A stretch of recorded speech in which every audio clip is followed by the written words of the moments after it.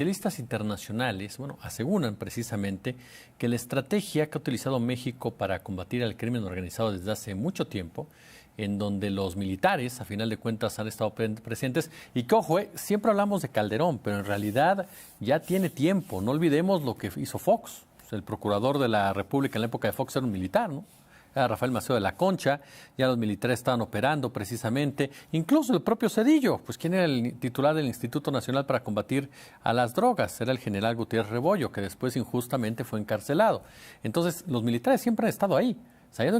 incrementando, y con Calderón llegó un momento muy complejo. Pero vamos con Eli Almanza y lo que opinan precisamente los expertos en esta materia. Utilizar a las Fuerzas Armadas para combatir al crimen organizado trae efectos contraproducentes, pues no solo no bajan los niveles de inseguridad, sino que además aumentan los riesgos de tortura y desapariciones forzadas, aseguró Juan E. Méndez, exrelator especial de la ONU sobre tortura. En entrevista para La Octava, el abogado y defensor de derechos humanos indicó que no solo en México, sino que en Latinoamérica se ha adoptado una política de combate a la inseguridad bajo el uso desproporcionado de la fuerza, lo que da pie a violaciones sistemáticas de derechos humanos. Se ha combatido al crimen organizado no con las armas de la ley, sino con las armas del uso desproporcionado de la fuerza,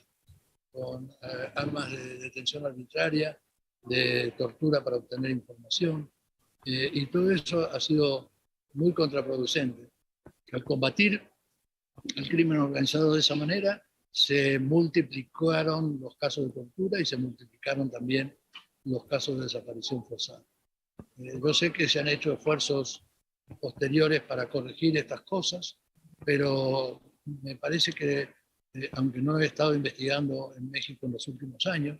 me parece que todavía son insuficientes. En el marco de la presentación de su libro Un puesto de lucha, los derechos humanos en evolución, en coautoría con la poeta estadounidense Marjorie Whitford, Juan Méndez señaló que, en el caso de México, crear un organismo como la Guardia Nacional no representa una solución a la crisis de violencia que se vive en el país. La primera intención del gobierno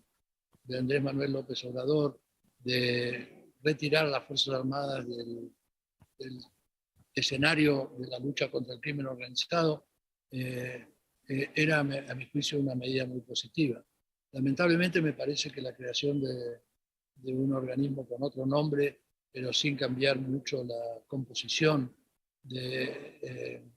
las fuerzas que lo integran, no me parece que sea una solución integral al tema. En este sentido, insistió que la tentación de violentar el Estado de Derecho a través de estrategias en donde se hace uso excesivo de la fuerza es un fenómeno que también ocurre en algunos países altamente desarrollados, y la única manera de acotarlo es con la organización de la sociedad civil como respuesta y resistencia a decisiones autoritarias. Parece a mí que todavía la respuesta al crimen organizado sigue siendo fundamentalmente, en primer lugar, militar, y en segundo lugar, con uso de metodologías no compatibles con el Estado de Derecho. Un puesto de lucha, los derechos humanos en evolución, es un libro que, en su segunda edición, la primera en castellano, hace un recorrido a través de 10 capítulos sobre la defensa de los derechos de las personas y cómo a través del tiempo, la sociedad, así como las instituciones en los estados e instancias internacionales, han avanzado por su reconocimiento. Refleja 50 años de experiencia del autor en la materia, poniendo especial énfasis en los derechos de las personas